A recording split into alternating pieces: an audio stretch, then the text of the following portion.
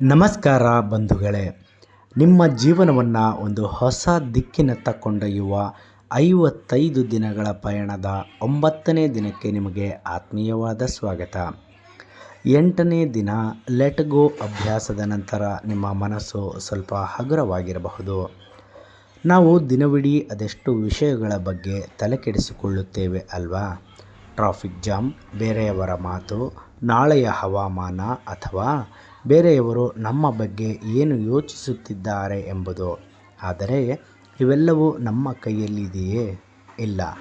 ಇಂದು ನಾವು ನಮ್ಮ ಶಕ್ತಿಯನ್ನು ಉಳಿಸಿಕೊಳ್ಳುವ ಕಲೆಯನ್ನು ಕಲಿಯೋಣ.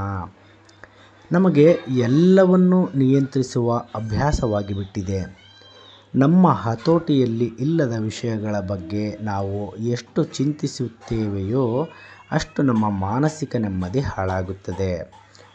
ಉದಾಹರಣೆಗೆ, ಒಬ್ಬ ಮನುಷ್ಯ ದೊಡ್ಡ ಕಲ್ಲನ್ನು ತಳ್ಳಲು ಪ್ರಯತ್ನಿಸುತ್ತಿದ್ದ.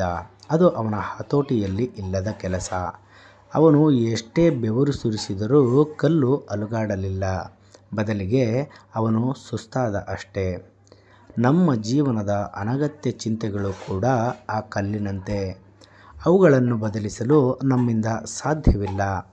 ಆದರೆ ಅವುಗಳ ಬಗ್ಗೆ ಯೋಚಿಸಿ ನಾವು ಸುಸ್ತಾಗುತ್ತಿದ್ದೇವೆ.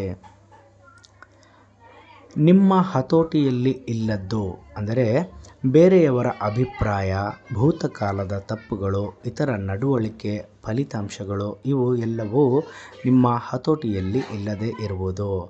ನಿಮ್ಮ ಪ್ರಯತ್ನ, ನಿಮ್ಮ ಪ್ರತಿಕ್ರಿಯೆ, ನಿಮ್ಮ ಮಾತುಗಳು, ನೀವು ಯಾರ ಜೊತೆ ಸಮಯ ಕಳೆಯುತ್ತೀರಿ ಎಂಬುದು ನಿಮ್ಮ ಒಂದು ಹತೋಟಿಯಲ್ಲಿ ಇರುವಂತಹದ್ದು. ಇದರ ಬಗ್ಗೆ ನಾವು ಗಮನ ಹರಿಸಬೇಕು. ಅಂದರೆ ಯಾವುದು ನಮ್ಮ ಕೈಯಲ್ಲಿ ಇದೆಯೋ ಅಲ್ಲಿ ನಾವು ಶ್ರಮವನ್ನು ಹಾಕಬೇಕು. ಯಾವುದು ನಮ್ಮ ಕೈಯಲ್ಲಿ ಇಲ್ಲವೋ ಅದನ್ನು ದೈವೇಚ್ಛೆ ಅಥವಾ ಕಾಲಕ್ಕೆ ಬಿಟ್ಟು ಬಿಡಬೇಕು. ಇದು ಹೀಗೆಯೇ ಇದೆ ಎಂದು ಒಪ್ಪಿಕೊಳ್ಳುವುದು ಸೋಲಲ್ಲ, ಅದು ಬುದ್ಧಿವಂತಿಕೆ. ಈ ಥರ ಒಂದು ಸ್ವೀಕಾರ ಮಾಡುವ ಮನಸ್ಥಿತಿಯನ್ನು ನಾವು ಬೆಳೆಸಿಕೊಳ್ಳಬೇಕು.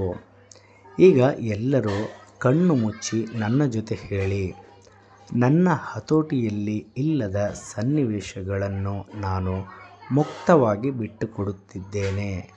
ನಾನು ನನ್ನ ಶಾಂತಿಯನ್ನು ಆರಿಸಿಕೊಳ್ಳುತ್ತಿದ್ದೇನೆ. ನನ್ನ ಹತೋಟಿಯಲ್ಲಿ ಇಲ್ಲದ ಸನ್ನಿವೇಶಗಳನ್ನು ನಾನು ಮುಕ್ತವಾಗಿ ಬಿಟ್ಟುಕೊಡುತ್ತಿದ್ದೇನೆ. ನಾನು ನನ್ನ ಶಾಂತಿಯನ್ನು ಆರಿಸಿಕೊಳ್ಳುತ್ತಿದ್ದೇನೆ. ಇಂದಿನ ಟಾಸ್ಕ್ ಏನಪ್ಪ ಅಂತಂದರೆ, ಇಂದು ಮಲಗುವ ಮುನ್ನ ಇವತ್ತು ನಿಮಗೆ ಬೇಸರ ತಂದ ಯಾವುದಾದರೂ ಒಂದು ವಿಷಯದ ಬಗ್ಗೆ ಯೋಚಿಸಿ. ಅದು ನಿಮ್ಮ ಹತೋಟಿಯಲ್ಲಿ ಇತ್ತೇ ಎಂದು ಪ್ರಶ್ನಿಸಿಕೊಳ್ಳಿ. ಇಲ್ಲ ಎಂದಾದರೆ ಅದನ್ನು ನಾನು ಬಿಟ್ಟಿದ್ದೇನೆ ಎಂದು ನಿಮ್ಮ ಮನಸ್ಸಿಗೆ ಹೇಳಿ ನೆಮ್ಮದಿಯಿಂದ ನಿದ್ರಿಸಿ. ನಾಳೆ 10ನೇ ದಿನದ ಅದ್ಭುತ ವಿಷಯದೊಂದಿಗೆ ಮತ್ತೆ ಸಿಗೋಣ. ಈ ವಿಡಿಯೋ ಯಾರಿಗಾದರೂ ನೆಮ್ಮದಿ ನೀಡಬಹುದು ಅಂತ ನಿಮಗೆ ಅನಿಸಿದರೆ ದಯವಿಟ್ಟು ಶೇರ್ ಮಾಡಿ. ಶುಭರಾತ್ರಿ. ಸಕಾರಾತ್ಮಕವಾಗಿರಿ.